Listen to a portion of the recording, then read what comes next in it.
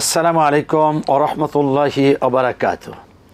ইন্নাল হামদালিল্লাহি কুল্লাহু ওয়াসসালাতু ওয়াসসালামু আলা রাসূলিল্লাহ আল্লাযী লা নাবিয়্যা বা'দাহু ওয়া আলা আলিহি ওয়া সাহবিহি আম্মা বাদ। সুপ্রিয় দর্শক, আপনাদের প্রাণপ্রিয় অনুষ্ঠান ইসলামী সওয়াল ও জবাব লাইভ অনুষ্ঠান থেকে সকলকে জানাচ্ছি আন্তরিক মোবারকবাদ। বন্ধুগণ, আপনারা প্রশ্ন করবেন ছোট ছোট করে, স্পষ্ট ভাষায়, জ্ঞান গর্ভ এবং রিপিট হয়েছে এমন প্রশ্ন না করি, এবং একই জায়গায় দুই ধরনের জবাব হয়েছে এমনটির ব্যাপারে আপনারা অ্যাগ্রেসিভ না হয়ে আমাদেরকে জানাবেন, সেটা সঠিক জবাব আপনাদেরকে জানিয়ে দেওয়া হবে। আজকে আপনাদের প্রশ্নের জবাব দিবেন বিশিষ্ট ইসলামী চিন্তাবিদ অধ্যাপক আনোয়ামা রশিদ আহমদ মাদানী। আসসালামু আলাইকুম ওয়া রাহমাতুল্লাহি ওয়া বারাকাতুহু। ওয়া আলাইকুম আসসালাম ওয়া রাহমাতুল্লাহি ওয়া বারাকাতুহু। শেখ, ভালো আছেন? আলহামদুলিল্লাহ, আপনি কেমন আছেন? আলহামদুলিল্লাহ, আহলান ওয়া সাহলান। মারহাবান বিকুম। বন্ধুগণ, আমি কথা বলছি ডক্টর শহীদুল ইসলাম বারাকাতি। এখন আপনাদের সাথেই কথা বলবো। কে অপেক্ষমান আছেন? যাই আপনার কাছে। আসসালামু আলাইকুম ওয়া রাহমাতুল্লাহ। ওয়ালাইকুম সালাম ওয়া রাহমাতুল্লাহ। হুজুর ভালো আছেন? আলহামদুলিল্লাহ। জি হুজুর, আমি ধরমপাশা সুনামগঞ্জ থেকে ইউনুস বলছিলাম। জি ইউনুস ভাই, প্রশ্ন হুজুর, করুন। আমার তিনটা প্রশ্ন। প্রথম প্রশ্ন হলো, রাসূল সাল্লাল্লাহু আলাইহি সাল্লামকে সৃষ্টি না করলে আল্লাহ রাব্বুল আলামিন পৃথিবীর কিছুই সৃষ্টি করতেন না। কথাটা কি হাদিস দ্বারা সমর্থিত? আর দুই নম্বর প্রশ্ন হলো, হুজুর, সালাম দেওয়ার সুন্নাত তরিকা কি? আর তিন নম্বর প্রশ্ন হলো যে রাসূল সাল্লাল্লাহু আলাইহি সাল্লামকে কোনো ব্যক্তি কোনোদিন আগে সালাম দিতে পারেন নাই, উনি আগে সালাম দিয়ে দিতেন। কথাটা কি ঠিক কিনা? আচ্ছা, ঠিক আছে, জবাব শুনুন, ধৈর্য ধারণ করুন। শেখ, আলহামদুলিল্লাহি ওয়াসসালাতু ওয়াসসালামু আলা মুহাম্মদ ইবনে আবদুল্লাহ ওয়া আলিহি ওয়া সাহবিহি ওয়া মান তাবি'আ বিইহসানিন ইলা আন তাকুমাস সাআহ। আল্লাহুম্মা লা ইলমা লানা ইল্লা মা 'আল্লামতানা ইন্নাকা আনতাল আলিমুল হাকীম। রাসূল সাল্লাল্লাহু আলাইহি ওয়াসাল্লামকে সৃষ্টি করা না হলে আল্লাহ কিছু সৃষ্টি করতেন না, এ কথাটা বলা হয়ে থাকে। বিশেষ করে রবিউল আউয়াল মাসে বেশি বেশি বলা হয়। এটা একটা ভিত্তিহীন কথা, এটা মিথ্যা কথা। একটি কথাকে হাদিস বলে চালিয়ে দেওয়া হয়, সেটা হচ্ছে লাউলাকা লামা খালাকতুল আফলাক। তোমাকে সৃষ্টি করা না হলে আমি এই বিশ্বজগৎ সৃষ্টি করতাম না। এই কথাটি রাসূল সাল্লাল্লাহু আলাইহি সাল্লামের নামে চালানো একটি মিথ্যা কথা। রাসূল সাল্লাল্লাহু খুব সতর্ক উচ্চারণে বলেছেন, মান কাযাবা আলাইয়া মুতাআম্মিদান ফালিয়াতাবাওয়া মাকআদাহু মিনান নার। আমার ব্যাপারে কেউ যদি ইচ্ছা করে কোনো কথা বলে, সে যেন জাহান্নামে তার ঠিকানা খুঁজে নেয়। এই জাতীয় কথা আমরা কেউ বলবো না। আমাদের সামনে কেউ বললে আমরা প্রতিবাদ করব। প্রতিবাদ করা আমাদের ঈমানি দায়িত্ব। সালামের জবাব সুন্নাহসম্মত কীভাবে হবে? প্রথম কথা হচ্ছে, সালাম যেমন স্পষ্টভাবে দেওয়া হয়, জবাবটা স্পষ্টভাবে দিতে হবে। অনেকে সালামের জবাব দেওয়ার ক্ষেত্রে কৃপণতা করে, উঁচু আওয়াজে বলে না। তখন যিনি সালাম দেন তাকে বলতে হয়, ভাই আমি আপনাকে সালাম দিয়েছি, আমার সাথে এই ধরনের হয়েছে। তো জবাব কি দিল? যে হ্যাঁ জবাব দিয়েছে। তো জবাব দিয়েছে, আমি তো শুনতে হবে। এটা সালামের জবাবের স্পিরিট হচ্ছে। সালাম দেওয়া হবে সশব্দে, উত্তর দেওয়া হবে সশব্দে, এক। দুই নম্বর হচ্ছে সালামের বিষয়, এটা কোরআন মজিদের সুস্পষ্ট নির্দেশনা। তোমাকে যখন কেউ সালাম দেয়, যেই ভাষায় তুমি তার চেয়ে উত্তম ভাষা ব্যবহার করো। আপনাকে বলা হলো আসসালামু আলাইকুম, আপনি বলবেন ওয়ালাইকুম আসসালাম ওয়া রাহমাতুল্লাহ। আপনাকে সালাম দেওয়া হলো আসসালামু আলাইকুম ওয়া রাহমাতুল্লাহ, আপনি বাড়িয়ে বলবেন আসসালামু আলাইকুম ওয়া রাহমাতুল্লাহ ওয়া বারাকাতুহু। বাড়িয়ে বলা অথবা যতটুকু বলেছে ততটুকু বলা। আর আরেকটা শূন্য হচ্ছে যে আপনি দূরে কাউকে সালাম দিয়েছেন, আপনার শব্দ ওই পর্যন্ত যায় না, তখন হাত ইশারা করবে। রাসূল সাল্লাল্লাহু আলাইহি ওয়াসাল্লাম এইভাবে হাত ইশারা করেছেন, এটাও সুন্নাহ। আর যিনি বা যারা দেখবে যে আপনি তাদেরকে হাত উঁচু করেছেন, তিনি বা তারা এটা ধরে নেবে যে তাদেরকে আপনি সালাম দিয়েছেন, তারা ওখান থেকে উত্তর দেবেন। 3 নম্বর প্রশ্ন। 3 নম্বর হলো যে রাসূল সাল্লাল্লাহু আলাইহি ওয়াসাল্লাম সবসময় আগে সালাম দিয়েছেন, এই কথা সঠিক না। কোনোদিন তার সালামের পর হয়নি। এই প্রশ্ন বোধহয় গত সপ্তাহ আমাদের সামনে এসেছে, এটাও সত্য কথা না। রাসূল সাল্লাল্লাহু আলাইহি ওয়াসাল্লামকে সাহাবায়ে কেরাম সালাম দিয়েছেন, আবার তাকেও সাহাবায়ে কেরাম সালাম দিয়েছেন। মানে রাসূলও দিয়েছেন, সাহাবায়ে কেরাম দিয়েছেন, জি। বেশিরভাগ সময় রাসূল সাল্লাল্লাহু আলাইহি ওয়াসাল্লাম আগে দিয়েছেন, এমন কি বলা যাবে? না, এইটাও বলা যাবে না, এমন কোনো প্রমাণ আমাদের সামনে নেই। জি। আসসালামু আলাইকুম ওয়া রাহমাতুল্লাহ। ওয়ালাইকুম আসসালাম ওয়া রাহমাতুল্লাহি ওয়া বারাকাতুহু। আমি উত্তরা থেকে হাসিনা বলছি। আমার 3টে প্রশ্ন। আমার প্রথম প্রশ্ন, একজন ব্যক্তি তার পৈতৃক সূত্রে তার একটা বাসস্থান আছে, কিন্তু সংসারের অবস্থা সেরকম ভালো না, কোনো মতে চলে যায় মোটা কাপড়, চিকিৎসার ভার দায়ী করার মতন ক্ষমতা তার নাই। তো এরকম ব্যক্তিকে কি জাকাতের টাকা থেকে জাকাত দেওয়া যাবে কিনা চিকিৎসার জন্য? এটা একটা প্রশ্ন।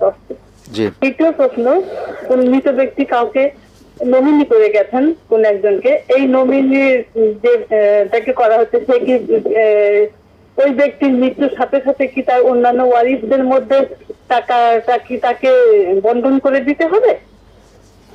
হ্যাঁ বলেন। একটা প্রশ্ন। আর একটা প্রশ্ন, যে আমরা যে শুনি যে ওযুর আগে মেসওয়াক করা হলো সুন্নত, সেই মেসওয়াকটা কখন করব? আমি কি মেসওয়াকটা করে নিয়ে তারপর মনে মনে ওযু নিয়ত করে বিসমিল্লাহ বলে ওযু করব, নাকি বিসমিল্লাহ বলে তারপরে মেসওয়াকটা করে নিয়ে তারপর ওযু শুরু করব? শুকরান, জাযাকুমুল্লাহ। আপনার 3টি প্রশ্ন রিসিভ করা হলো, জবাব শুনুন। জি। পৈতৃক সূত্রে একটি বাসার মালিক তো বাসায় থাকেন, এখন তার আরও তো প্রয়োজন আছে, তার খাবারের প্রয়োজন, পোশাকের প্রয়োজন, ছেলে মেয়েদের পড়াশোনা, চিকিৎসা। এখন আপনি যদি মনে করেন আসলে সে অভাবগ্রস্ত, তার প্রয়োজন আছে, তাহলে জাকাত দেওয়া যাবে। শুধু চিকিৎসার জন্য না, যে কোনো প্রয়োজনে তাকে জাকাত দেওয়া যাবে। আপনি আগে নিজের মধ্যে স্যাটিসফ্যাকশান আসতে হবে যে হ্যাঁ, এই লোকটা অসহায়, এই লোকটা অভাবগ্রস্ত, আপনি জাকাত দিতে পারবেন। অ্যাকাউন্টে নমিনি করতে হয়, এটা ব্যাংকের বিধান। নমিনির অর্থে এটা নয় যে নমিনি পুরো টাকাটা পাবে, বরং এই টাকা পাবে যিনি এই অ্যাকাউন্ট হোল্ডার, তিনি মারা গেলে শরিয়া সম্মতভাবে তার উত্তরাধিকারী যারা, তারা আল্লাহর দেয়া যে বন্টন ব্যবস্থা আছে সূরা নিসার 11, 12 এবং সর্বশেষ আয়াত, এর ভিত্তিতে তাদের মধ্যে বন্টন করতে হবে।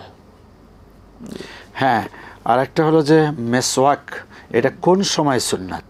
রাসূল সাল্লাল্লাহু আলাইহি ওয়াসাল্লাম বলেছেন, লাউলা আশুক্কা আলা উম্মতি লা আমারতুহুম বিসওয়াকি ইনদা কুল্লি ওয়াদুইন ইনদা কুল্লি সালাতিন। আমার উম্মতের উপর যদি কঠিন না হতো, তাহলে আমি তাদেরকে আদেশ করতাম তারা যেন প্রতি সলাতে বা প্রতি ওযুতে, দুইভাবে আছে, মেসওয়াক করে। মেসওয়াক করা সুন্নাহ। মেসওয়াকের দর্শনও তিনি বলেছেন। কি দর্শন? মাতফারাতুন লিল ফাম ওয়া মারদাতুন লির রব। এটি মুখকে পরিষ্কার করে, মুখের পবিত্রতা পরিচ্ছন্নতার জন্য মেসওয়াক সহায়ক, আর রবকে সন্তুষ্ট করে। কারণ রবের সামনে দাঁড়াবেন, মুখের গন্ধ থাকাটা ঠিক না। মেসওয়াকের মাধ্যমে গন্ধ দূর হবে, তারপরে রবের সামনে দাঁড়াবেন, রব সন্তুষ্ট হবে। হ্যাঁ, ওযু করার জন্য যখন প্রস্তুতি নেবেন তখনই মেসওয়াক করবেন, আর বিসমিল্লাহ বলে ওযু শুরু করবেন। বিসমিল্লাহ বলে মেসওয়াক, তারপরে ওযু না। মেসওয়াক ওযুর অংশ না, কিন্তু বিসমিল্লাহ ওযুর অংশ। শুকরান। আসসালামু আলাইকুম ওয়া রাহমাতুল্লাহ। ওয়ালাইকুম আসসালাম ওয়া রাহমাতুল্লাহ। হুজুর, জি। আমি একটা প্রশ্ন করতে চাচ্ছি যে মৃত্যু ব্যক্তিকে যদি স্বপ্নে দেখা হয় এটা ভালো না কেমন, এইটা একটু জানাবেন আমাকে। আর কোনো প্রশ্ন? না, আর কোনো প্রশ্ন নেই। জবাব শুনুন। স্বপ্ন তো স্বপ্ন, তো মৃত ব্যক্তিকে স্বপ্ন দেখা কি অবস্থা দেখেছেন এটা হচ্ছে মূল কথা। আপনি যদি তাকে ভালো অবস্থা দেখেন দোয়া করবেন আল্লাহ যেন তাকে ভালো অবস্থা দিয়ে রাখে, আর যদি খারাপ অবস্থা দেখেন তাহলে তার পক্ষ থেকে সদাকা করবেন, তার জন্য দোয়া করবেন, আল্লাহ যেন তার ভুল ত্রুটি ক্ষমা করে তার এই কবরের জীবনকে সুখময় করেন। অতএব কিভাবে আপনি দেখেছেন সেটা আপনি দেখেছেন, আপনি জানেন, সেই আলোকে আপনি আমল করেন। আসসালামু আলাইকুম ওয়া রাহমাতুল্লাহ। ওয়ালাইকুম আসসালাম। জি আমি মমিন সাহেব বলছিলাম। জি মোমিন সাহেব বলেন। হুজুর, আমি বলছিলাম যে আল্লাহ নবীর জীবনী যখন আলোচনা করা হয় তখন তিনি কিভাবে নামাজ পড়েছেন, কোন রাকাত কত রাকাত নামাজ পড়েছেন, বেশি উঁচু করেছেন, কিভাবে তেলাওয়াত করেছেন, এইগুলো বেশি বেশি আলোচনা করা হয়। কিন্তু উনি চাকরি বাকরি ব্যবসা বাণিজ্য কিভাবে করেছেন, উনি নৈতিকতার করেছে অটল ছিলেন, এইভাবে খুব কম আলোচনা করা হয়। এই জন্য কিন্তু জাতির নৈতিকতার কোনো পরিবর্তন বিশেষ করে হচ্ছে না। এই কথাগুলি বেশি বেশি আলোচনা করা উচিত। এটা কি আপনি মেনে নিয়েছেন? আচ্ছা, মূল প্রশ্নটা কি? অন্যায়। আচ্ছা ঠিক আছে, জবাব শুনুন। জি জি, খুবই সময় উপযোগী প্রশ্ন, কারণ এখন রবিউল আউয়াল মাস চলছে, যেই মাসে রাসূল সাল্লাল্লাহু আলাইহি ওয়াসাল্লাম জন্মগ্রহণ করেছেন। এই জন্ম নিয়ে আমরা ব্যস্ত। আসলে রাসূল সাল্লাল্লাহু আলাইহি ওয়াসাল্লামের জীবনে রবিউল আউয়াল মাসে 3টি ঘটনা ঘটেছে। একটি হচ্ছে তিনি জন্মগ্রহণ করেছেন, আর আরেকটি হচ্ছে তিনি এই মাসেই হিজরত করেছেন, আরেকটি হচ্ছে এই মাসেই তিনি মৃত্যুবরণ করেছেন। তাহলে এই মাসের শুধু জন্মের আলোচনা কেন, সব আলোচনায় তো আসা প্রয়োজন। মুমিন ডাক্তার যে কথাটি বলেছেন, হ্যাঁ এটা আসলে দুঃখজনক। মুহাম্মদ সাল্লাল্লাহু আলাইহি সাল্লাম শুধু সালাতের কথা বলে নাই, ওযুর কথা বলে নাই, ইবাদতের কথা বলে নাই, তিনি পরিপূর্ণ একজন মানুষ, তিনি পরিপূর্ণ একজন রাসূল, তার মাধ্যমে দিন পরিপূর্ণ হয়েছে। দিনের এই ধারাবাহিকতা শুরু হয়েছে আদম আলাইহিস সালাম থেকে, আর পরিসমাপ্তি ঘটেছে, পরিপূর্ণতা হয়েছে মুহাম্মদ সাল্লাল্লাহু আলাইহি সাল্লামের মাধ্যমে। অতএব রাসূলের জীবনের সামগ্রিক বিষয়গুলো আমাদের সামনে আসতে হবে। তার ইবাদতের বিষয়গুলো যেভাবে আসবে, তার পারিবারিক জীবনে তার সন্তান, স্ত্রী, পরিবারের সদস্যদের আচরণ কী ছিল তা আসবে, প্রতিবেশীদের সাথে তার আচরণ কেমন ছিল, ব্যবসা বাণিজ্য, রাষ্ট্র পরিচালনায় তার নীতি, তার দর্শন, আদর্শ কী ছিল, সব আসা উচিত। রাসূল সাল্লাল্লাহু আলাইহি ওয়াসাল্লামের সিরাত অর্থে হচ্ছে তার গোটা জীবনের যত কর্ম আছে সবগুলোই আমরা যারা রসুলকে ভালোবাসি তাদের সামনে আসা প্রয়োজন। এই দায়িত্ব যারা আলোচনা করেন তাদেরকে পালন করতে হবে। আমিন। আসসালামু আলাইকুম ওয়া রাহমাতুল্লাহ। ওয়ালাইকুম আসসালাম। আমি আছি, লাইনে আছি। জি আপনি লাইনে আছেন, প্রশ্ন করুন। হ্যালো, জি প্রশ্ন করুন। জি, আমি হুজুরের কাছে, জি আমি শুনতেছি। হ্যাঁ, আমার প্রশ্ন, জি ভাই সময় তো কম। জি আমার প্রশ্ন হচ্ছে যে একজন লোক ঠিক মতো নামাজ পড়তেন না। আসসালামু আলাইকুম ওয়া রাহমাতুল্লাহ। আসসালামু আলাইকুম। ওয়ালাইকুম আসসালাম, প্রশ্ন করুন। এটা কি এটিএন বাংলা? এটিএন বাংলা, প্রশ্ন করুন। আমি এটিএন বাংলা ফোন করছি। আমরাও এটিএন বাংলা থেকে কথা বলছি, আপনি প্রশ্ন করুন। হলো যে আমাদের এখানে, আমি জয়পুরহাট থেকে বলতেছি, আমার এখানে এক মসজিদের ইমাম সাহেব বলতেছে রফল ইয়াদিন করা যাবে না আমার এখানে, আর আমিন জুড়ে বলা যাবে না। যারা বলবেন তারা আমার মসজিদে আসবেন না। আমরা এই বিষয়টা কি করতে পারি? আচ্ছা ঠিক আছে, আমরা একটা বিরতিতে যাচ্ছি, এরপরে আপনার প্রশ্নের জবাব দেওয়া হবে। প্রিয় দর্শক, অনুষ্ঠানে এ পর্যায়ে বিরতি, সঙ্গেই থাকুন। আসসালামু আলাইকুম ওয়া রাহমাতুল্লাহ। প্রিয় দর্শক, বিরতি থেকে ফিরে এলাম অনুষ্ঠানে। আমাদের কাছে আছে প্রশ্ন, নিয়ে নিচ্ছি আর একটা প্রশ্ন। শেখ, আগে যে প্রশ্নটি ছিল রফুল ইয়াদাইন আমিন বিল জিহর, জি। রফুল ইয়াদাইন মানে হাত উঠানো, রুকুতে যাওয়ার সময়, রুকু থেকে ওঠার সময়, দ্বিতীয় রাকাত থেকে তৃতীয় রাকাতে ওঠার সময় 3 বার, বেশি না। আবার বলছি, রুকুতে যাওয়ার সময়, রুকু থেকে ওঠার সময়, আর প্রথম বৈঠক থেকে তৃতীয় রাকাতে ওঠার সময় রফুল ইয়াদাইন করা সুন্নাহ। রাসূল সাল্লাল্লাহু আলাইহি ওয়াসাল্লাম রফুল ইয়াদাইন করেছেন। রফুল ইয়াদাইনের অনেক হাদিস আছে, হাদিসগুলি সব বিশুদ্ধ। জোরে আমিন বলা সুন্নাহ, রাসূল সাল্লাল্লাহু আলাইহি ওয়াসাল্লাম জোরে আমিন বলেছেন, সাহাবে কেরাম জোরে আমিন বলেছেন, এবং সেই ধারাবাহিকতায় মক্কা ও মদিনায়, মসজিদে হারাম, মসজিদে নববীতে মানে সশব্দে আমিন বলা হচ্ছে, জংকার হচ্ছে। যারা হজে যান তারা শুনেন। এবং যিনি বলছেন তিনি হানাফি মাযহাবের অনুসারী। হ্যাঁ, হানাফি মাযহাব অনুযায়ী রফুল ইয়াদাইন করা যাবে না, এটা সুন্নাহ পরিপন্থী, আমিন আসতে বলতে হবে। তো এই বিরোধপূর্ণ এই সব বিষয়ের কারণে মসজিদে আসা নিষেধ। যারা মসজিদে মানুষকে আসতে নিষেধ করে, আল্লাহ সুবহানাহু ওয়া তাআলার ভাষা হচ্ছে তারা সবচেয়ে বড় জালেম। ওমান আযলামু মিম্মান মানাআ মাসাজিদাল্লাহি আন ইউযকারা ফিহা ইসমুহু। তো উনি পড়াশোনা করার কারণে আলেম হয়েছেন, আল্লাহর ভাষায় তিনি জালেম। এটা স্থানীয়ভাবে মসজিদ কমিটিকে বলেন, যে সমস্ত বিতর্কিত বিষয়ের কারণে আমাদেরকে মসজিদে আসতে দিবে না, বাধা দিবে, এটা তো অন্যায়, এটা করা যাবে না। শুকরান।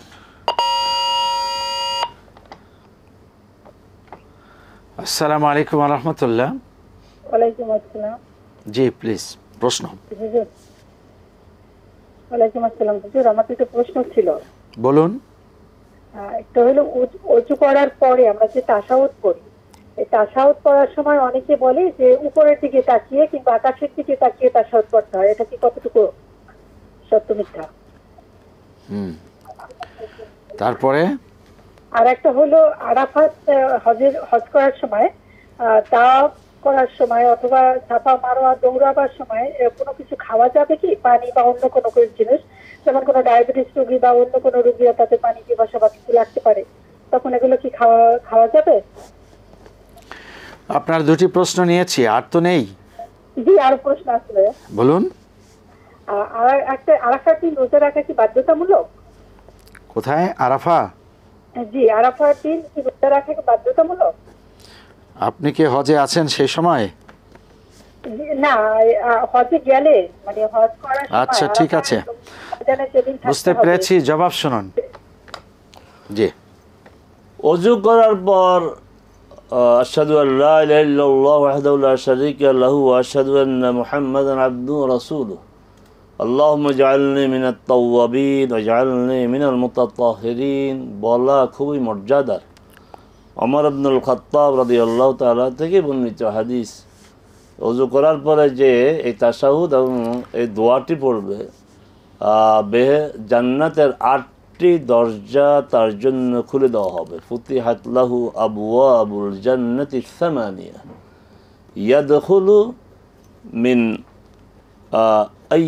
আইয়া শা, মানে 8টি দরজা খুলে দিবে, সে যে দরজা দিয়ে ইচ্ছা জান্নাতে প্রবেশ করবে। সহিহ হাদিস, এটি সহিহ মুসলিম এবং তিরমিজির হাদিস। আকাশের দিকে তাকানো, আবার আঙ্গুল উঠানো। আবার আকাশ তো সবসময় দেখা যায় না, মসজিদে যে ওযুখানা, আমি দেখি যে মাঝে মধ্যে ওযুখানা থেকে বের হয়ে আকাশের দিকে তাকায় না, এটি পক্ষে কোনো সমর্থন নেই। এটি সহিহ সুন্নাহ পরিপন্থী কাজ, শুধু দোয়াটা পড়তে হবে। তাওয়াফ ও সাইর সময় খাওয়া যাবে না, যদি আপনি রোজা থাকেন। আপনি রমজান মাসে যদি উমরা করেন তাহলে খাওয়া যাবে না। আর যদি আপনি সিয়াম অবস্থায় না থাকেন, রোজা না থাকেন, তাহলে তাওয়াফের সময় আপনি খাওয়া যাবে, সাইর সময় খাওয়া যাবে। পানি তো খেয়ে নেওয়াই ভালো, পানি না খেলে তো আপনি ক্লান্তি বোধ করবেন। এই জন্য সাহির সময় দেখবেন মাঝে মাঝে জমজমের পানির আর ওখানে ট্যাপ রাখা আছে, অনেকে পানি খায়, কোনো সমস্যা নেই। জি, মৌলিকভাবে খাওয়ায় কোনো সমস্যা না, নেই, কোনো সমস্যা যদি রোজা না থাকে। যদি রোজা না এখন আরাফার দিবসে, আরাফাত দিবসে আরাফাতে যারা আছেন তারা রোজা রাখবেন না, আর আরাফাত ময়দানের বাইরে যারা আমরা আছি তারা ওই দিন রোজা রাখবো। এই রোজা খুবই মর্যাদার। ইউকাফিরুস সানাতাল মাদিয়াতা ওয়াল বাকিয়া, মর্যাদা। 1 বছর আগের পরের মানে 2 বছরের গুনাহ মাফ হয়ে যায় এক সিয়ামের কারণে। অতএব আমরা রাখবো, তবে অবশ্যই রাখতে হবে। এই কথা তো শুধু ফরজের ক্ষেত্রে, যেমন রমজানের রোজা অবশ্যই রাখতে হবে, এই অবশ্যই শুধু রমাদানের রোজার জন্য। অন্য কোনো রোজা হচ্ছে আমরা সেগুলো রাখবো, আমরা ছাড়বো না। আমিন। আসসালামু আলাইকুম ওয়া রাহমাতুল্লাহ। আমার দুটো প্রশ্ন ছিল। জি বলুন। আপনার টেলিভিশনের সাউন্ডটা কমিয়ে নিন, আপনার নিজের টেলিভিশনের সাউন্ডটা কমিয়ে আপনি আর একটু জোরে প্রশ্ন করুন।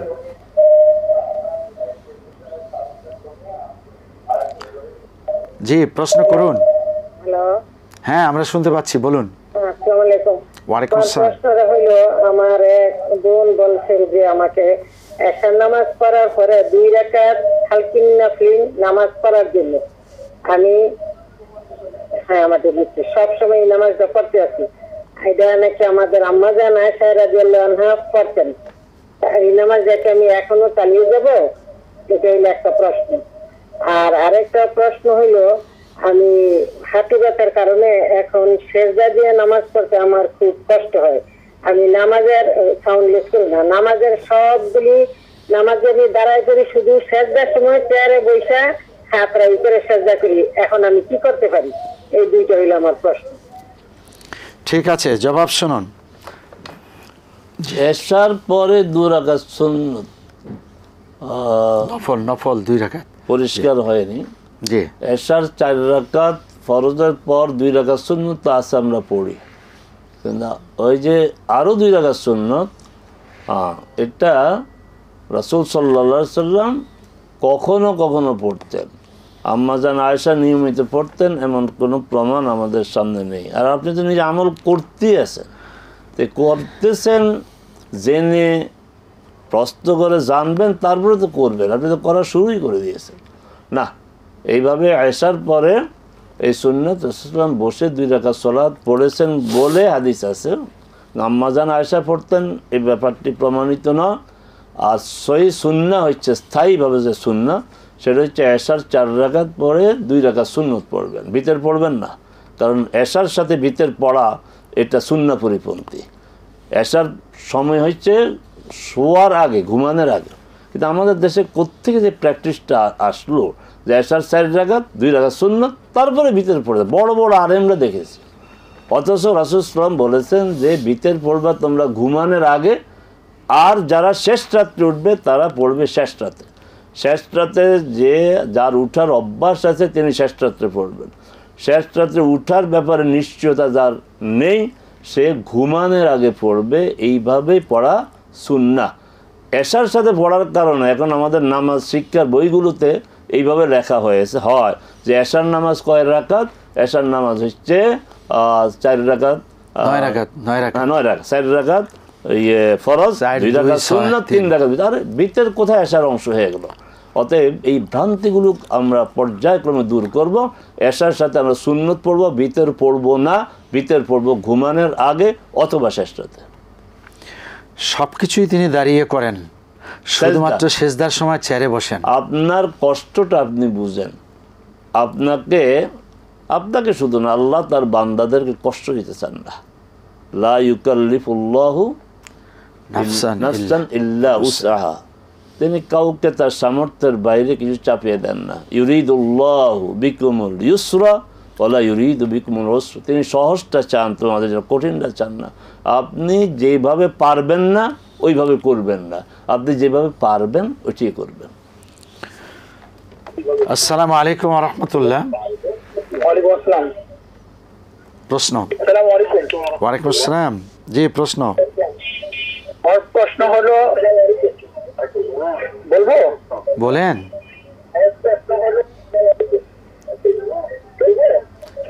আমার প্রশ্ন হলো যে মাজারগুলো যে ঢালাওভাবে ভেঙে দিচ্ছে, হ্যাঁ, আপনারা একটু মানুষদেরকে বলে দিবেন যে ঢালাওভাবে যেন মাজারটি না ভাঙে, এবং আলেমরা যেন সঠিকভাবে নির্দেশনা দেয় যে এভাবে মাজারগুলি ভাঙলে তো মানুষের ভিতরে খারাপ মেসেজ যাবে। আচ্ছা আচ্ছা, আপনি তো মাজারপন্থী না? এই কারণে একটু ভালোভাবে বলো। আমি মাজারপন্থী না, আমি কিন্তু হক্কানি উলামা ইকরামদের সাথে আছি। আচ্ছা, মাশাআল্লাহ। মামুন হক সাহেবের মুখ থেকে এরকম ভালো কিছু জানতে চাচ্ছি, যেন মানুষের ভিতরে খারাপ কিছু না হয়। ওকে, আপনার আর কোনো প্রশ্ন? এটাই আমার প্রশ্ন। আচ্ছা ঠিক আছে, এটা প্রশ্ন নয়, এটা একটা আবদার। জি।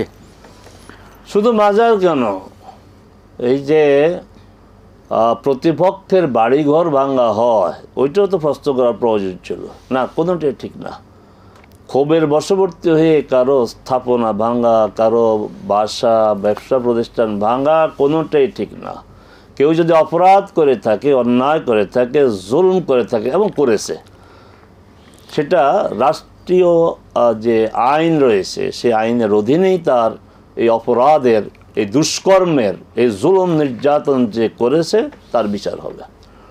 মাজার, হ্যাঁ, মাজার কেন্দ্রিক যে সমস্ত ঘটনাগুলো ঘটে, শিরক বেদাতের সরাসরি এই প্রশ্নগুলো আসলে আমরা খুশি হই যে মাজার কেন্দ্রিক শিরক বেদাতগুলো হচ্ছে, এগুলি বন্ধ করার উদ্যোগ নেওয়া হচ্ছে না কেন? এগুলি বন্ধ করতে হবে, এটাও আমরা চাই। এই ধরনের প্রশ্ন, এগুলি বন্ধ করতে হবে। মাজারগুলোতে শিরক হয়, মাজারগুলিতে বেদাত হয়, শরিয়া বিরোধী কাজ হয়, এমনকি নৈতিকতা বিরোধী কাজও হয়, সেখানে গাজার আসরে, এগুলি বন্ধ করতে হবে, এগুলির ব্যাপারে কোনো আপোষ নেই। হ্যাঁ, মাজার ভাঙার ক্ষেত্রে দুই ধরনের কথা আছে। এক, কিছু মাজার আছে আগে থেকে প্রতিষ্ঠিত, শাহজালাল রাহিমাহুল্লাহ, শাহ ফরহান রাহিমা, শাহ মাকদুম, তো এগুলি মাজার পাকা হওয়া না হওয়া কতটা শরিয়া সম্মত, এই আলোচনা আমরা যাব না, কিন্তু এগুলি তো আছে, মানুষের ইমোশনের বিষয়, এগুলি কেন ভাঙতে যাবে? তবে এই যে রাতারাতি কিছু মাজার হয়ে যায়, যে কোনো কিছু না, হঠাৎ করে লাল সালু কাপড়, এগুলো তো কোনো ভিত্তি নেই, অস্তিত্ব নেই, এগুলি কি আপনার রাখে ঠিক? এটা আপনার কাছে প্রশ্ন। এই যে আপনার কি বাগ যেন, দেওয়ানবাগ, দেওয়ানবাগ, আচ্ছা, দেওয়ানবাগের এই যে সে যেসব কথা বলছে, এসব কথা বলতে ইমান পরিপন্থী, এগুলি মানুষকে ইমান থেকে কুফুরের দিকে নিয়ে যায়, এবং তাকে কেন্দ্র করে যে সমস্ত মাজারগুলি হয়েছে, এগুলি কি রাখা ঠিক? কারণ এগুলি রাখলেই তো শিরকের আস্তানা হবে। আবারও বলছি, যেসব মাজারগুলো আগে থেকেই আছে এবং সেই মাজারগুলোর কেন্দ্রিক ইতিহাস প্রতিষ্ঠিত, শাহজালাল রাহিমাহুল্লাহ, এটা তো ইতিহাস অস্বীকার করা যাবে না, শাহ ফরহান অস্বীকার করা যাবে না, কিন্তু রাস্তাঘাটে তখন যে সমস্ত মাজারগুলি হয়েছে, এগুলো কি রাখলেই তো শিরকের চর্চা বাড়বে।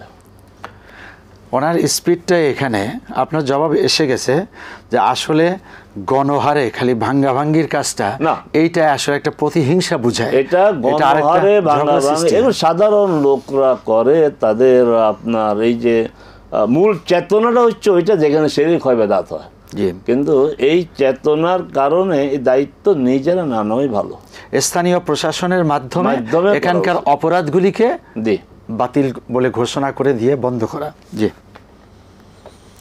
আসসালামু আলাইকুম ওয়া রাহমাতুল্লাহ। ওয়ালাইকুম আসসালাম ওয়া রাহমাতুল্লাহি ওয়া বারাকাতুহু। কেমন আছেন হুজুর? আলহামদুলিল্লাহ। বলুন, প্রশ্ন করুন। হুজুর, আমার দুইটা প্রশ্ন আছে। একটা হলো, আমি সুন্নত, যে কোনো সুন্নত মনে করেন 4 রাকাত বা 3 রাকাত, মনে করেন মসজিদ দিয়ে 2 রাকাত পড়ি, আসতে তো করলাম না, হঠাৎ তোমার নিয়ে আমি দ্বিতীয় রাকাতে গেলাম গিয়া, এখন কি সেটা দ্বিতীয় নাকি এক? জি। 2 নম্বর প্রশ্ন হইল, কালকে যে রবিউল আউয়াল মাসের 10 তারিখ বা 11 তারিখ, কালকে কি কয়টা রোজা রাখতে পারবো বা রোজা রাখবো কি না? আচ্ছা ঠিক আছে, আপনি জবাব শুনুন। জি। 4 রাকাত সুন্নাত সালাত, ফরজ সালাত, যে সালাতে হোক, বসার কথা বসলেন না, দাঁড়িয়ে গেলেন, এটা দুইটা অবস্থা। যে আপনি পুরো দাঁড়ান নাই, দাঁড়ানোর কাছাকাছি বসে যাবেন এবং সাহু সাজদা লাগবে না। আপনি দাঁড়িয়ে গেছেন, বসবেন না, কন্টিনিউ করবেন, সাহু সাজদা দিবেন। মনে হয় বিষয়টি পরিষ্কার।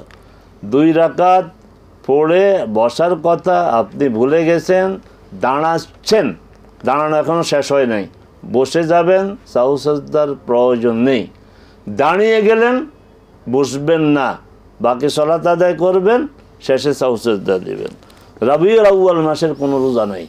মুহাম্মদ সাল্লাল্লাহু আলাইহি সাল্লাম যে শরিয়া নিয়ে আমাদের পৃথিবীতে এসেছেন, আল্লাহ যে শরীয়তকে পরিপূর্ণতা দিয়েছেন তার মাধ্যমে, ওই শরীয়তে রবিউল আউয়াল মাসের কোনো রোজা নেই। সেই শরীয়ত লঙ্ঘন করে যদি কেউ রবিউল আউয়াল রোজা রাখে, সওয়াব হবে না, এটা পাপের কাজ হবে। কেন পাপের কাজ হবে? কারণ এই কাজটি রাসূল সাল্লাল্লাহু আলাইহি ওয়াসাল্লাম করেন নাই, সাহাবায়ে কেরাম করেন নাই। আমরা সুন্নাহ দ্বারা প্রতিষ্ঠিত সিয়ামগুলো পালন করব।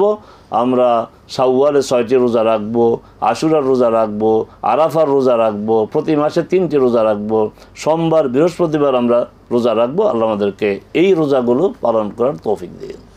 এখন যদি রাসূলের জন্ম তারিখ হিসাব নিকাশ করে সোমবার পড়ে যায়, এবার সোমবারে রোজা রাখতে তো কোনো সমস্যা নেই, জি, কোনো সমস্যা নেই। শুকরান। আসসালামু আলাইকুম ওয়া রাহমাতুল্লাহ। রাহমাতুল্লাহ। ওয়ালাইকুম আসসালাম ওয়া রাহমাতুল্লাহি ওয়া হুজুর, বারাকাতুহু। জি, আমার 3-4টা প্রশ্ন আছে আর কি। ছোট ছোট করে বলুন। প্রথম প্রশ্ন হলো হুজুর, সুন্নাত অথবা নফল সালাতে রুকু সেজদায় সর্বোচ্চ কতবার তাসবিহ পড়া যাবে এবং সেটা জোর না বিজোড় সংখ্যায় পড়তে হবে? দ্বিতীয় প্রশ্ন হুজুর, প্রথম রাকাতে সূরা বাকারার আয়াত নাম্বার 1 হইতে 13 পড়ার পরে 255 হইতে 257 এরপরে 284 হইতে 286 পড়া যাবে কিনা? যদি যায়, আয়াত 13 পরে যখন 255 এবং 284 শুরু হবে, প্রতি আয়াতের শুরুতে বিসমিল্লাহ পড়তে হবে কিনা, যেহেতু একই সূরা একই রাকাত? তৃতীয় প্রশ্ন, সালাতের বাহিরে সেজদায় গিয়ে বাংলায় কোরআন হাদিসে দোয়া করা যাবে, সেই সেজদায় নিয়ত কি হবে, সেজদা কতটা হবে, আর সেজদার পরে বসতে হবে না উঠে যাব? চতুর্থ প্রশ্ন হুজুর, হ্যাঁ, এটা বুঝি নাই। এই যে যেটা বললেন, এটা বলেন, এটা আবার বলেন। সালাতের বাহিরে, বুঝেছি। আচ্ছা, সালাতের বাহিরে মানে সালাত ছাড়া জানলে শুকরের সেজদা দেই না আমরা, সেই সেজদায় গিয়ে বাংলায় কোরআন হাদিসে দোয়া করা যাবে, সেই সেজদায় নিয়ত কি হবে, সেজদা কতটা হবে, আর সেজদার পরে বসতে হবে না সেজদা দিয়ে উঠে যেতে হবে? এই আর আচ্ছা, একটা প্রশ্ন বলি হুজুর, তাড়াতাড়ি বলেন।